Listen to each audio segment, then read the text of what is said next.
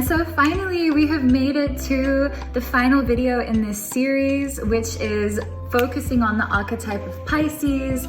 Pisces is the 12th archetype, the final archetype in the zodiac. It is also the final and third water sign. And so just taking us through the journey of the water signs again, we started with Cancer, which is the first experience of the emotions and sensitivity. And then coming to Scorpio, it is this merging and this intimacy of emotion. And then coming to Pisces, it is this transpersonal, beyond the ego self or the ego identification. It is this boundaryless experience of connection and empathy and oneness. So yeah, Pisces really in its purity, and we could say maybe before it's entered into a human body, if we think about Pisces in its purity, it is an archetype that is so inherently tapped into these higher spiritual truths and laws of oneness, unconditional love, compassion, boundarylessness, forgiveness, understanding.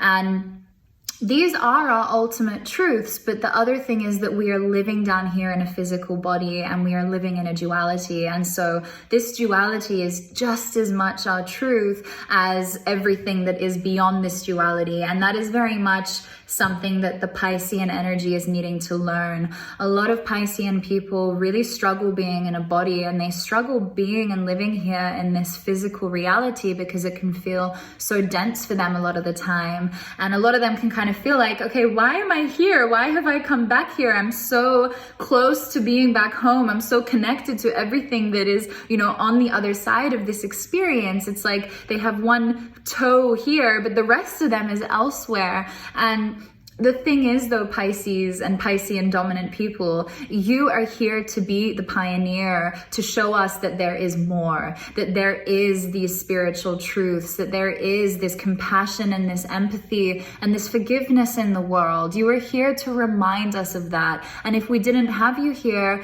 then maybe this greater understanding of things would not be so accessible to us. So you are the spiritual warrior, you are the spiritual pioneer, as well as the creative pioneer as well, being able to channel that which is from other worlds and dimensions into this reality and existence. But yes, with saying that, Pisces, comes a lot of potential problems around caring for yourself, because you have such an openness and sometimes an egolessness, a lack of self-identification, and such a sensitivity to the energetic states of the world and the people around you and your environment. You can really forget to tend to yourself. You can really forget to even know what you need. There can be a bit of a thing with Pisces where they have a hard time understanding duality. It's like there's this confusion around what is good and bad, what is right and wrong, what even is up and down.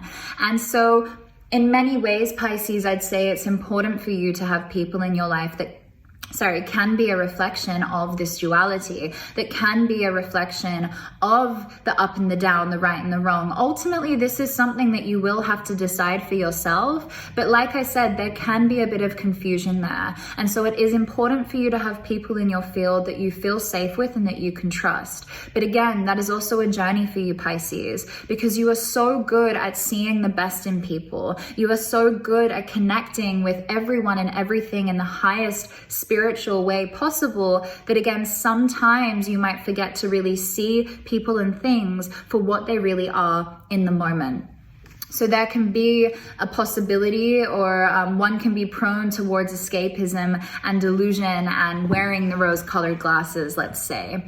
So if we think about how this might translate for you health-wise, what we have to be very careful of here is there's a major lack of boundary, right? And so I'm going to be honest when I say that Pisces has the least strong health constitution out of the entire zodiac. It doesn't mean that if you were a Pisces that you are just going to be an unhealthy person, but it does mean that it is going to probably take a little bit more work for you to protect yourself. And that's because ultimately Pisces is ruling the immune system. And Pisces are the ones that tend to be prone to dealing the most with immune issues, autoimmune issues, immune system issues, viruses, bacteria, just having other things enter into their field because they are naturally quite boundaryless people. And so that's why it's easier for you to have these exchanges, which can be beautiful, but also not so beautiful sometimes.